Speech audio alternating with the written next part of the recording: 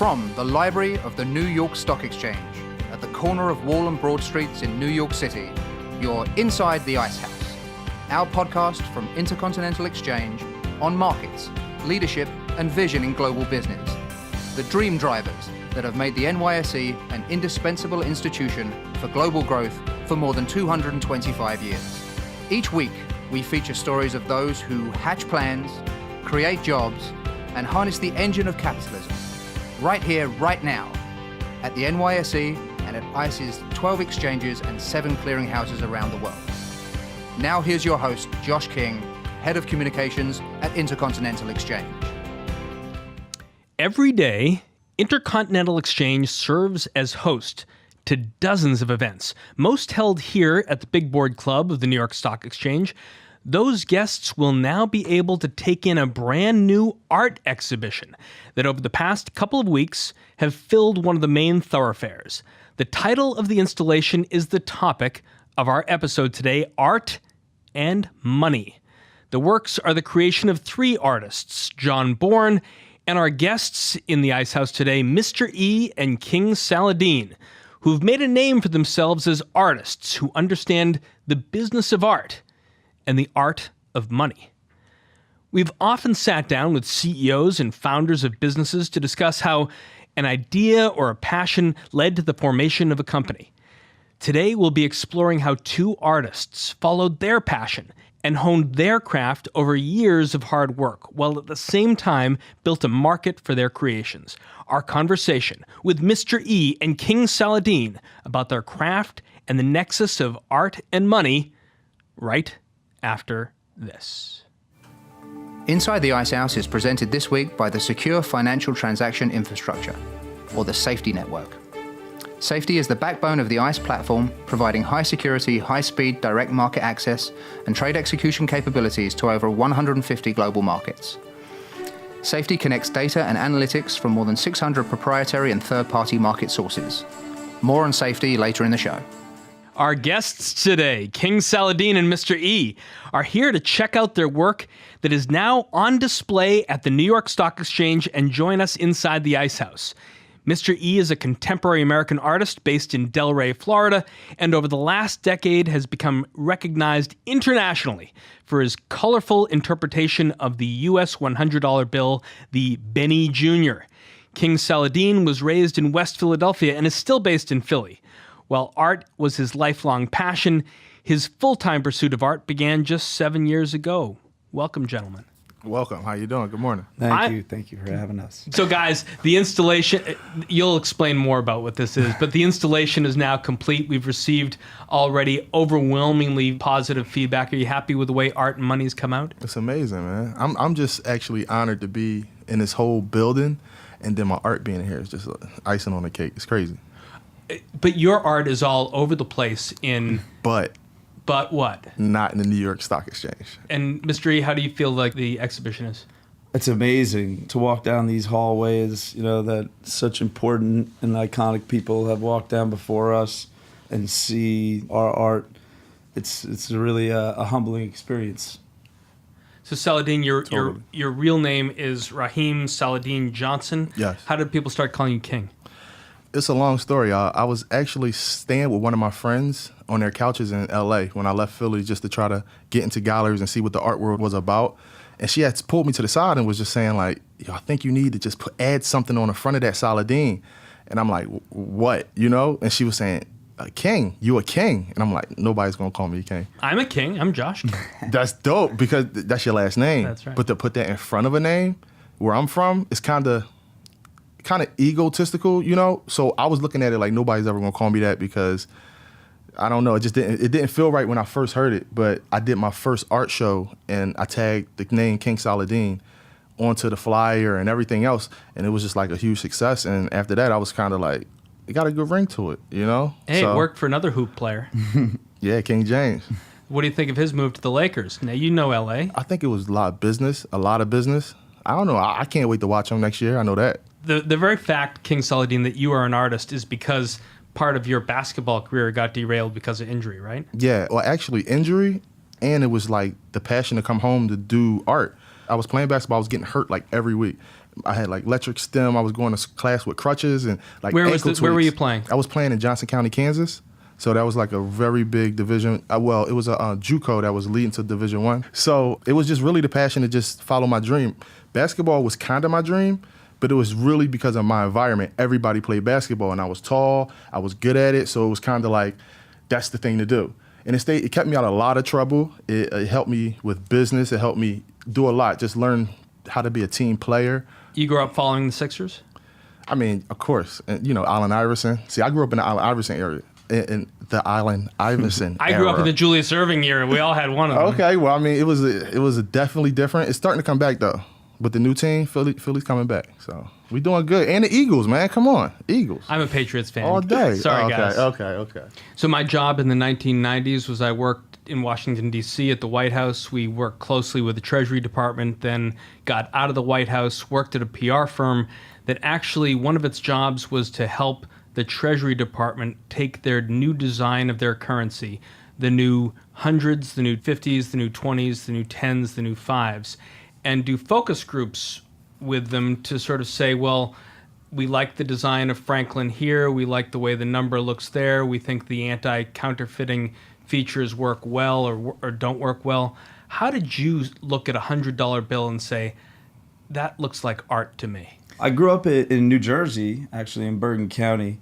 When I was 5 years old, 6 years old, I believe, I'll never forget, like I saw my first $100 bill. It was on my birthday, and I remember my grandma, like, this is a $100 bill, and giving it to me for my birthday. It was the most amazing thing. I thought I could do anything with a $100 bill. I thought I was set for life with that $100 bill. Maybe I was 7 years old. Yeah, I'll tell you why I know I was 7, because I went into school the next day in second grade to pay for lunch.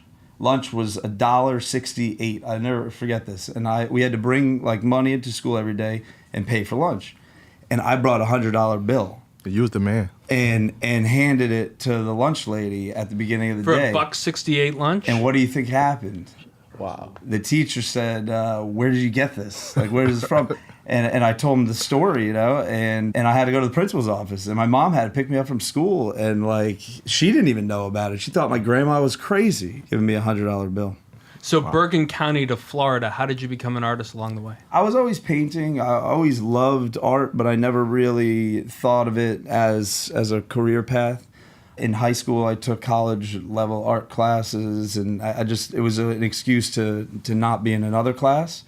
And then I got out of college, I went to work, and I was working, and I started selling paintings out of a cigar bar locally. And they were paintings like portraits of like Frank Sinatra and Elvis and Winston Churchill and stuff. And I would hang out with these like older, 60, 70-year-old guys smoking cigars and try and sell them paintings. So that sort of like was the first time I started making money from the art.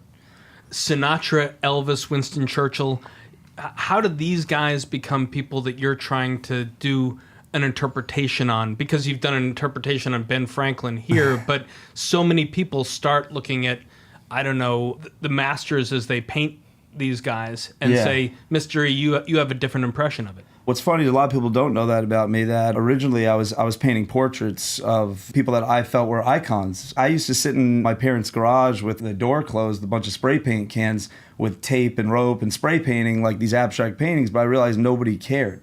And then the first time I did a painting of actually my grandfather, and everyone in the family was like, wow, like I had never done a painting that I guess anyone looked at that you could sell, and everyone was like, oh, you could sell that.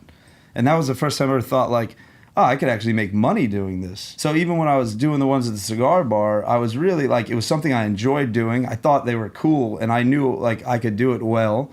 At that point, it was a way for me to make extra money.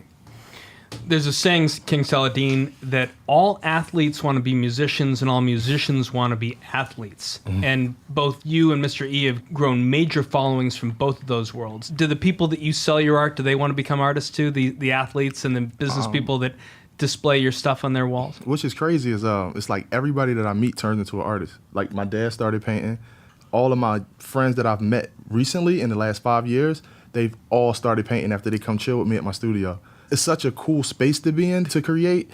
I guess everybody kind of wants to see if they can do something. Tell me about your studio. What about it allows the mind to wander and journey into new places? Well, actually, my studio was inspired by E's studio.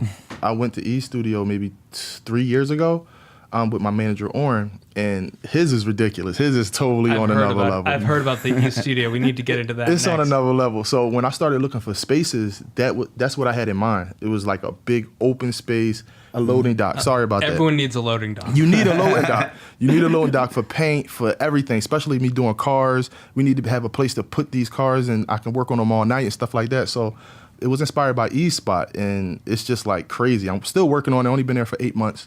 So it's coming together. So you've inspired your dad to pick up a brush? Well, actually, my dad is already a carpenter, a master carpenter. So by seeing what I do, painting and things like that, he's starting to draw things and then build what he draws. So we had a conversation. We was coming from one of my clients' houses, and it was like a compound. You know what I mean? So me being able to bring my dad places, just like bringing him here today, is between me and him is like, this is crazy. You know what I mean? So we had to talk. He's like, yeah, you really came from a dark place to where you at now. So we started talking about my old neighborhood. And he said, yo, I'm about to just draw the whole block. And I'm like, okay.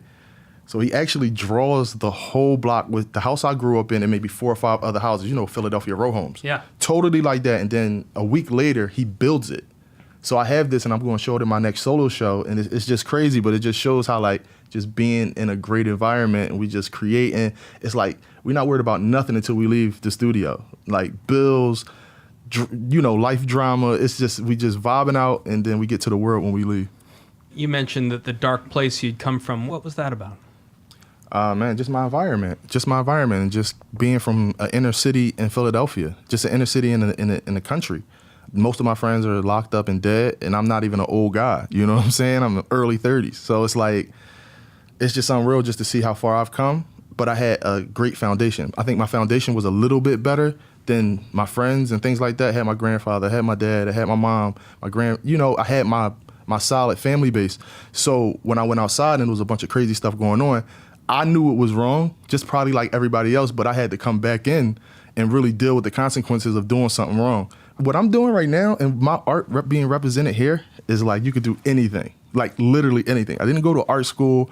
I just had a dream. I played basketball, so it was really like I always loved art since a little kid, but me playing basketball felt more regular. It felt like, okay, this is something where I'm not going to be like an outcast and everybody loves me doing it and it's pretty fun. Mr. E described how painting portraits of Elvis and Frank Sinatra and Winston Churchill was sort of his training ground. Right. How did you get into it originally? How's your art evolved, and how would a dealer or a buyer describe the kind of artist you are today? I remember my mom and my dad, me getting set down told you can't write on the walls no more, because I was just writing on walls in my room. I wasn't really going outside of the room because that was like my safe haven was my room.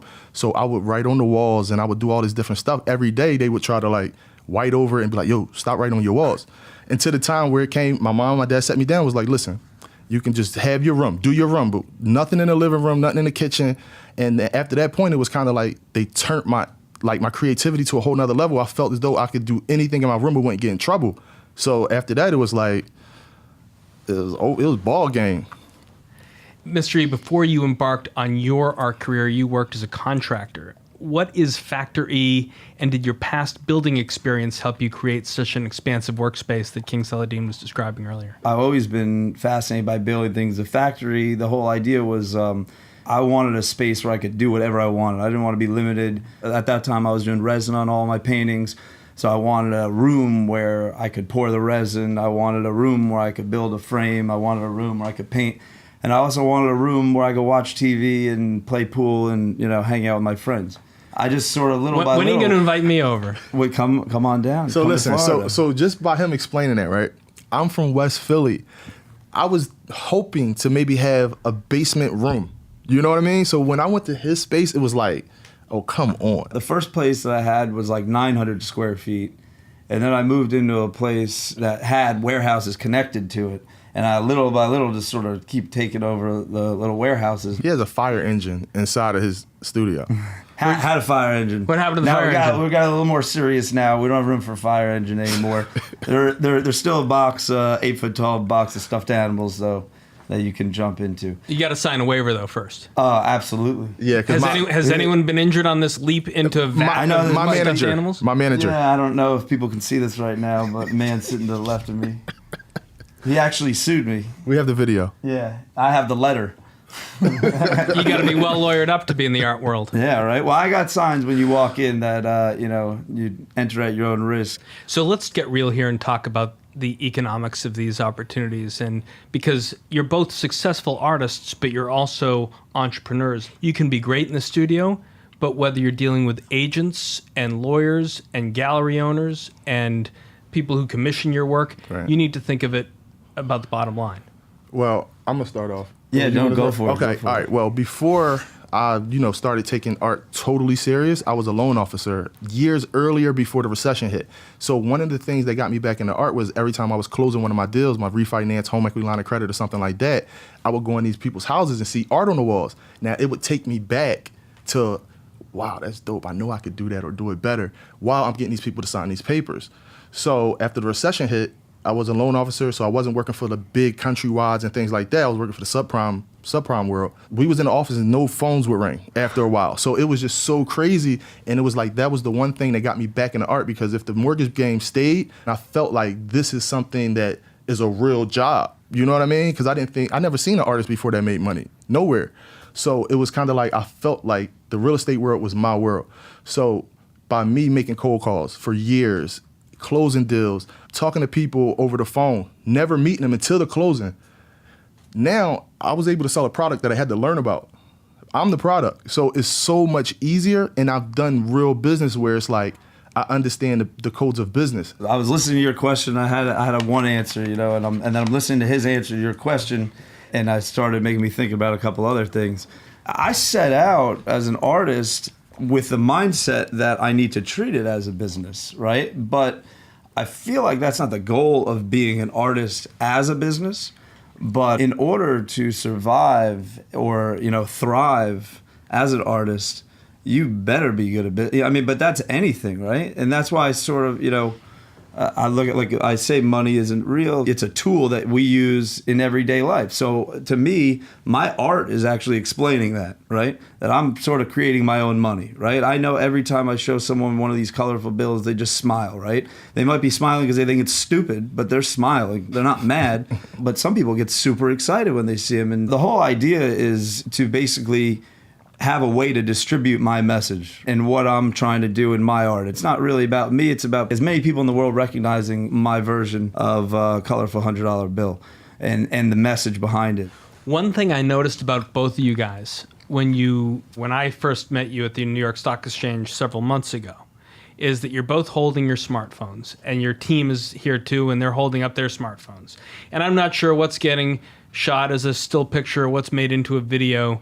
But what I do realize a couple days later, as we announced that we're going to do this exhibition of your art here on the 6th floor of the New York Stock Exchange, is that you've posted videos on YouTube and Snapchat and Twitter, and you can talk about the extensive followings that you both have, but you've both created brands in the social media world. And King Saladeen, when you were a loan officer prior to the economic crisis, there was no Snap, there was no Twitter, there was YouTube maybe in its nascent moments, but how has social media allowed you guys to thrive from your various locations? I'm currently in a position right now where I have to say what he did on the last question and say I gotta go first because I gotta vent. Go. I'm on right now almost a 1 month social media like detox vacation. And I gotta tell you, my mind is completely messed up right now because I'm loving it so much. And I'm really realizing I'm starting to like look at what's in front of me. And when I mean that, I mean by in real life and not on my phone. And really, just talk to people and enjoy like conversations. And then today, I'm walking in here and I'm like, how can I not video? Like, what am I doing here? And I've been thinking about this a lot lately. Like, social media is a part of what we do. And yeah, I'll admit it. It's probably, been the greatest tool, just like money can be a tool, like I'm saying, to get to this position. And I'm here to tell you, I posted a couple things today, but I'm not sure if I'm going right back. I don't know. Will business suffer if you go quiet? Maybe business will flourish. So far I'm doing pretty good. Saladeen, but this is definitely extending your brand beyond Philadelphia. Yeah, definitely. Social media is like one of the biggest things ever. But one of the things that helps me is I come from the era of when it wasn't a social media. So I know how to get out and hustle and make relationships and talk to people and network and all of that stuff. And I think the social media just highlights that part of my grind. I don't think I'm going to be taking a hiatus, but I understand why he's taking a hiatus. Some days I think about it. The social media, there's nothing wrong with Instagram. It's how you approach it and how you use it, right? Yeah. And I think, like Warhol said, in the future, everyone's going to have their 15 minutes of fame, right? He was taking pictures of everything everywhere and walking around with a camera, and but like there was no cell phones, there was no Instagram then. But he sort of called it, and it's true. Like, it's easy to get famous now. It's not hard to get famous. It's hard to stay famous, and it's hard to make money being famous because there's a lot of broke famous people. Both of you guys at some point went from your garages, your first efforts in art, to a different plateau. And you didn't do it alone, or maybe you can tell me you did do it alone. What would you identify as that turning point in your artistic careers, the people who helped set you on a better course? Both of you, tell me a story about how your careers went from one level to another. Well, I'm going to start it off just because July 4th, 2011 was when I left my job. Walked out of my job cold turkey, maybe had $400 saved up somewhere in my house. I think that's when it turned on, because I always did art. I always sold pieces for a few $100 to people that was somewhat around me. When Instagram started, I was posting art. My family members would buy art. My friends, people I worked with at the time would buy little things of art. But the job that I left was after real estate. This was a job that I was working with kids, pretty much in the judicial system in Philadelphia, kids that were locked up. So I started like an art program with the kids while I was working with them. I was doing anything that was going to help my day go faster and make these kids stop fighting all day.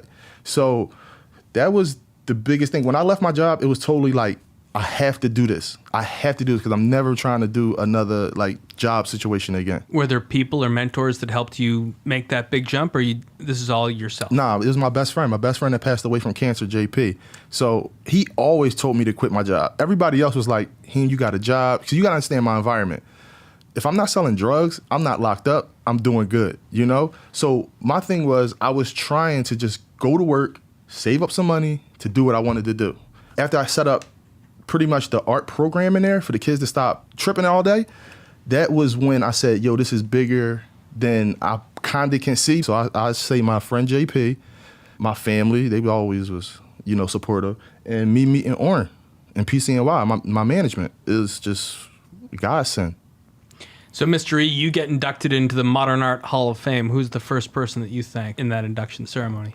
Yeah, I would think my family. Yeah, I remember the first time, my dad said something to me when I was selling a painting, and I could tell he was really interested. And he was the first time he was like, wow, you're actually maybe there's something in this, you could actually make money doing this. When I started, I didn't even believe that I was really gonna do this as a career, and I was trying to sort of make it like a business while I was doing it. I sold a lot of prints at the beginning because I was like, it'll take me less time to do. I can do more of them, right? Spread it, quicker. But when I really knew that this was what I was going to do and what probably changed the course of my life, I did a portrait for Floyd Mayweather, and I think he's done a few things for him too. And that was in the portrait era of when I was working. I just started coming up with the money concept. And I'll never forget, I went to Vegas to the Mayweather Boxing Club to deliver the painting in person. And that was when it was a real big deal to me. And I went there, and one of his guys, in his camp, was like, oh, look, another painting of himself. I'm like, did he really just say that? I worked so hard on this, and it's not another painting of himself. Did Floyd get it? Or did Floyd understand? He didn't say, no, he loved it. No, he actually really appreciated it. It was a painting. Everyone always does boxing paintings of people knocking, the other person out. And I did the painting of him. I realized I'm gonna do something different, So I actually put him in his defensive pose, which he's known for. And I used to box a lot, so I was really into it then. I did that, and I put gold tick marks for all his fights that he had won, and I gave him this gold pen, and I said, it was like the week before the next fight. I said, after the fight, you put another tick mark on there. And that was 40, that was on his 44th fight, I think. Wow. But going back to when his friend made that comment, and my first thought in my mind was, you know what, like, I was mad at him, but then I was like, wait a minute, maybe he's right. Like, I'm not going to get anywhere trying to get, because that was the idea when I started. I'm going to get to all these celebrities and do paintings of them and get a picture of me and the celebrity, and then everyone's going to think I'm a big deal, right? You got to admit, that was in like 2012, 13, like... That was a blueprint. That was a blueprint, exactly. So I did that, and when this happened, I took my phone out and I showed him a picture of these. Actually, my brother showed him the picture, Floyd. And he goes, this is something that my brother's working on. We're both standing right there. He goes, now that's what I want. Like, that's hot. Like, he did not want the other one. The other one's hanging up in his house too. But I made a deal with him, and he got the last two 7-foot long versions of these, and they were hung up in his gym, and then they were on the background of like Showtime All Access and stuff.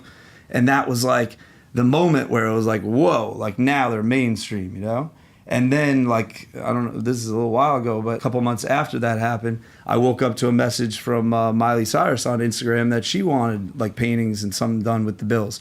So I was like, in order, like, if you can take someone like Floyd Mayweather and someone like Miley Cyrus and they like the same thing, you're doing something right? Mm-hmm. Because that's sort of the goal with everything that I do is I want it to appeal to you. I want it to appeal to him. I want it to appeal to him. Like, and everyone should see something of themselves and like take their own meaning in the art. We don't have any 7-foot versions of your art here at the New York Stock Exchange. I think we have a lot of wall space, but we don't have a 7-foot space left over. But I would say that the works you have on display here are and I'm no art critic, but I would describe them as traditional pieces. But you guys both dabble in a variety of mediums. What's the most interesting item, King Saladeen, that you've been commissioned to paint? It has to be one of them cars. Tell me about that. My first car was a Rolls-Royce Ghost, so that was like the company car for PCNY, but that wasn't hand painted. That was wrapped off of a painting. So then another opportunity came after that because people were seeing it and they thought I painted it. So after that, somebody was like, "Yo, you gotta paint my car," and I literally had to paint the car at Art Basel. So it was dope. It was scary at the same time, but it has to be one of these cars because if you would have asked me, any age, do you think you'll be able to paint a supercar or drive one, get in one, be around one from where I'm from? I couldn't have told you that. I would have been like, nah. What cars have the best surfaces for painting? They all do. Just because we get them wrapped first, so we're not going strictly on the paint. Yeah. We're getting them wrapped, so it's like nice and smooth. It's kind of like a dope canvas, actually. So it got to be the cars. It got to be a car. Mr. E, what do you think about it? I would say my most valuable to me and most interesting piece of artwork is probably the original $100 bill that started all this. And I had it cast in a 100-pound block of lucite, and it sits inside of a safe in the factory. Mm-hmm. And to me, it's sort of like the foundation for everything that I've done. But I've done some really weird things. Somebody gave me a Chick-fil-A French fry box, and on a Saturday, and I made a piece of art out of it for Sunday, because Chick-fil-A is closed on Sunday. It's inside of I took a Glenlivet box, like a display box that held like 6 bottles, and painted the box and then put the French fry thing in there. I've done pizza boxes. I like to take in real things and just sort of like putting a $100 bill on them. And then people just say, like my first release I ever made, like on my website, was just a brown paper bag with a $100 bill painted on it. Then people get mad and they're like, but it's just a brown paper bag with a $100 bill on it. I'm like, that's the point, But now those brown paper bags, I sold them for I think the first ones I sold for like $400 or something. And they're like, there's one on eBay for like $2,000. Has the Treasury Department come after you at all on these? No. Whoa. I was actually just visiting the Federal Reserve in Atlanta and getting a little tour. They know about it, though. Some people in some high places have these bills in their pockets. I think, it's pretty obvious I'm not counterfeiting it. And, we're sitting here in the New York Stock Exchange, right? So Yeah, pretty amazing. After the break, our conversation with Mr. E and King Saladeen will turn to their work and how it came to the walls of the New York Stock Exchange. Pow. When the pressure is on to get that final order in before the close, you need to make sure that you have fast, secure access to the world's leading markets. Whether you need to trade or access data on ICE's futures exchanges, the NYSE, other third-party exchanges, or the leading cryptocurrency exchanges, ICE's Safety Network delivers premier content and direct market access to hundreds of global exchanges and trading desks around the world. Learn more about ICE's Safety Network at theice.com/SFTI. Welcome back. Today we're joined by King Saladeen and Mr. E, two artists whose work are part of the New York Stock Exchange's art exhibition Art and Money that will be part of the Big Board Club experience for the next year. So guys, what led you both to explore business and money as the topic of your artwork?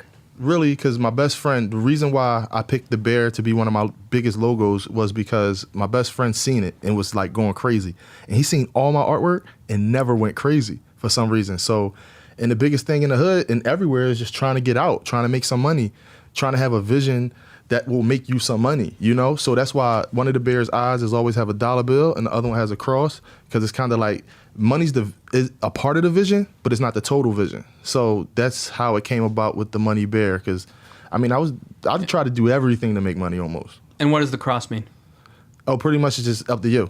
Whatever your span is that you're trying to accomplish. Because at the end of the day, if you want to be a doctor, if you want to be a lawyer, you want to work at the stock exchange, you are thinking about how much money you're going to make to sustain your family and where you want to live and all that other good stuff. So one of the visions always got to be about sustaining your family, which is the money. The other is whatever your thing is. So I wanted to leave that open to the person who bought the painting, who's looking at the painting and things like that. Mr. E? It's not about money. It's about showing the impact that money does have on everyone. Like what King just said is exactly the point. You know, it's like no matter what you do, your world revolves around providing for your family, right? Like sending your kids to school, right? You want them to, get piano lessons. You want them to drive in a safe car. You want them to go to camp. Whatever we're all doing this stuff for the right reason. The money's not the bad thing. And that's sort of like, I love being here at the stock exchange because I think I feel when I come in here, I feel like I'm at home, because I feel like it's a bunch of people that some people look at and say, oh, all they care about is money. But this is how the world works. Not the first time both of you have collaborated beyond this exhibition. This is just the most recent time you've been working together in a field known for expression as in an individualistic pursuit. Both of you have your own studios. How did you two meet originally and decide that what both of you are doing complemented one another? We met through Orrin and PCNY.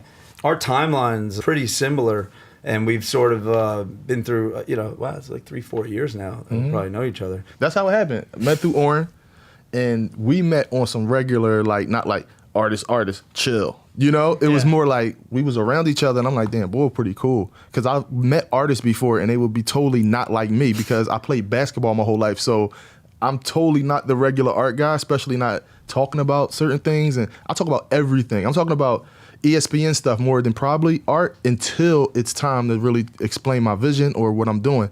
But I was around them maybe for like a summer before we even really started being cool. So I was just like already digging him as a person, loved his artwork, and then he inspired me by me walking in his space. And it was like, I think that's how friends meet, you know what I mean? Like in the real world. So all this Instagram and everything we doing here is just like icing on a cake, and it just works good because he's a cool dude. It was cool. So when you talk about that first time that they came down to the studio in Florida, and that was like 2 weeks, and there was no plan and anything, and we were just hanging out like every night. We were all ordering food, we're painting and just like walking around. We had like 20-30 foot canvases on the ground that we just walk up to, add a little something to, walk away, and like everyone's just walking around. Like everyone did whatever they wanted. Well, we were doing whatever we wanted. For me, the biggest thing was, right, so we go down there and we work and we chilling, and E has clients coming in like clockwork, right?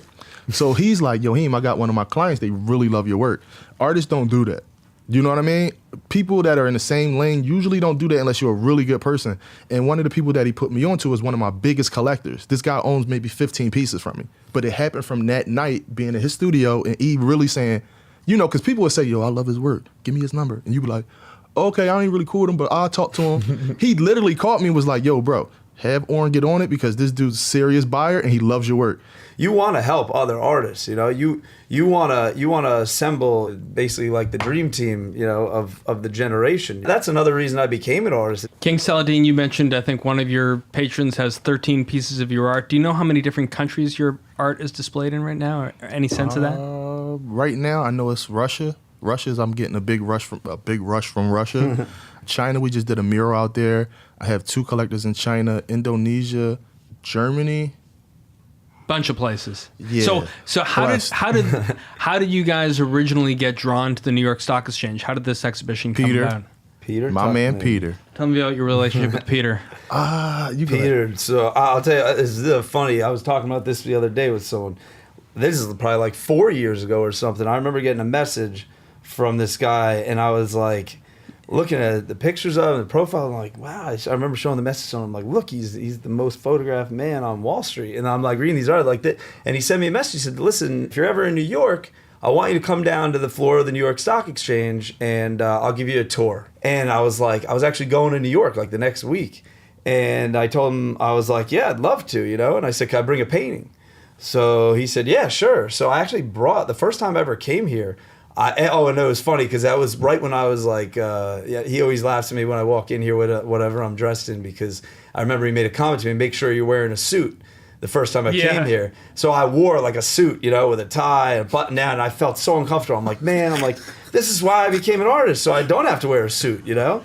And then I noticed like he was wearing sneakers, and I was like, oh, he's walking around. So every time I've come here, I think I've sort of pushed the boundaries a little bit on the dress code. But yeah, I came in, walking in with the painting. I have a picture of me and him standing in front of the CNBC desk with a giant, I think it was like a 6 foot long gold and black $100 bill. Wow. And that was it. And he was just a really, really cool guy. And then, you know, little by little, I think he was always really interested in art. It's become a passion of his. So, King Saladeen, you're going to have to describe what Peter Tuchman looks like and whether his very looks should be an inspiration or a muse for you guys, because you've got to do a portrait of Peter Tuchman. We got to. Because that cartoon him is like it's on the dot. But me meeting Peter, it started through E. So E introduced him, I guess, to the art when they met. And I guess he probably was following E's page or just was following me at the time and was just like, said the same thing. Yo, I want you to come down to the stock exchange. I met with Mr. E. I knew E already. So he said, I think you guys are friends. Yeah, come on down. I think at the beginning, like, I don't think he really thought like it was going to turn into what it's turned into. I don't even know if he thought like I was going to respond to him and be like, yeah, sure, I'm actually going to be there on Tuesday, you know? King Saladeen, Peter Tuchman helped introduce you guys to us, has put aside this hallway that is now becoming our exhibition wall, our wall of artists. The 3 of you are our inaugural occupants of that wall. Your art is on display for everyone coming to the exchange to see. But there's a little disconnect because one of your major images that you paint, King Saladeen, is not the animal that we commonly associate with optimism on the stock exchange, which is the bull. In fact, it's the bear. Why is the bear your icon, and can we at least implore you to think about a bull series? Well, actually, that's why I put the bull of the market here, because I had that in my studio for a while that I was doing for Peter before the situation happened. I had to put that in there because I just couldn't, bear out the walls, you know what I mean? But it's my logo because my best friend, before he passed, he was so attracted to this bear that I was designing, and and it came like in the darkest part of my life. I started doing it, and it was inspired by the Kanye West Dropout bear, because I had that CD cover in my book bag every day for some odd reason. So I always looked at it and was like, yo, I can make this bear cooler. But the bear isn't, no offense to anything going on in here, because he loves bulls. He loves bulls, you know what I'm saying? He's not that type of bear. He's not like Mr. E, you were talking about some of the people who've commissioned your art, including people like Floyd Mayweather and Miley Cyrus. But your work is collected by so many other people, including the Supreme Court Chief Justice John Roberts, who requested a custom piece featuring one of the rarest bills ever produced by the U.S. Mint. How did that come about? So, yeah, John Roberts. So it's an interesting story. And the $10,000 bill is the only one with the Chief Justice on it. And Salmon Chase, he was the Chief Justice of the Supreme Court. So what I did with that one, when I made that for him, it was a $10,000 bill, and then the serial number was actually his inauguration date. So it wasn't, you didn't know that unless you looked at it. But the serial number, I was staring at the painting. I'm like, what can I do to make him? So here's the thing. From the Mayweather thing, what I learned was, okay, like this is going to get me somewhere. If I have people at this level collecting something that I'm recognized for, right? Like that's why the whole portrait, the move from the portrait to the $100 bill came about. That's why I stopped doing the portraits and focused completely on the bill, because I knew it was really captivating. So I knew I had to do a bill with him, and then I knew it had to have meaning. So I take the serial number and made it his inauguration date, and the colors are like crimson, copper, and black. What made me more excited was I actually made these colored bills a little bit before I had done the painting for him, but I had never given him one. And I got the chance to see him again about a year after I had presented him with the painting, and I showed him a bill, and he just loved it, and he said the same thing that you guys said, like nobody's contacted you yet, and I'm just sitting there, I'm like, oh, hey, well, I'll just tell him you got one if anyone ever says anything, right? And he looked at me and just smiled. He one of the nicest people I've ever met in my life, just most genuine, real person. And you stay in touch with the Chief Justice and do more work for him? Or? I would love to. I mean, it's not like we're calling each other every day to play golf, but that was established through a very close friend of mine. That's pretty close with them. So we've been on this long journey together, gentlemen. King Saladeen, Mr. E. We've been talking about your work that is visible for those who can come to the exchange, who can look at our art exhibition on the 6th floor. But if they aren't at Floyd Mayweather's house, at Miley Cyrus's house, or in the chambers of Chief Justice John Roberts, how best, King Saladeen, to sort of know your work, follow you, understand what you're up to, keep connected with you on a regular basis? Okay, well, my website is for everybody that's not on social media and things like that. It's www.kingsaladeenart.com. Social media is King Saladeen. I'm not on Twitter too much. Really through my website and things like that. We have a deal coming out with Champion in the next month. So that's going to be more of a broader situation where kids can go into foot actions and buy stuff and things like that. So it's just not like when I drop stuff, it's going to be like kind of more out there. Through my manager, Oren, PCNY, or my website. And I have a company, Create, Motivate, Inspire. That's on Instagram too as well. Mystery? Sort of shot myself in the foot earlier with that whole Instagram vacation thing, but I'm going to go ahead and just say, Mystery on Instagram, at Mystery, MISTER_E, or my website, www.mreart.com. And I'll read the email and I will reply back personally. I would love to hear people's thoughts. Mr. E, King Saladeen, thanks so much for joining us in the Ice House. Honored for being here. Thank you very much. Thanks. That's our conversation for this week. If you like what you heard, please rate us on iTunes so other folks know where to find us. And if you've got a comment or a question you'd like one of our experts to tackle on a future show, email us at icehouse@theice.com or tweet at us at NYSE. Our show is produced by Pete Ash and Ian Wolfe, with production assistance from Ken Abel and Steve Portner. I'm Josh King, your host, signing off from the library of the New York Stock Exchange. Thanks for listening. Talk to you next time. Information contained in this podcast was obtained in part from publicly available sources and not independently verified. Neither ICE nor its affiliates make any representations or warranties, express or implied, as to the accuracy or completeness of this information, and do not sponsor, approve, or endorse any of the content herein, all of which is presented solely for informational and educational purposes. Nothing herein constitutes an offer to sell or a solicitation of an offer to buy any security or recommendation of any security or trading practice.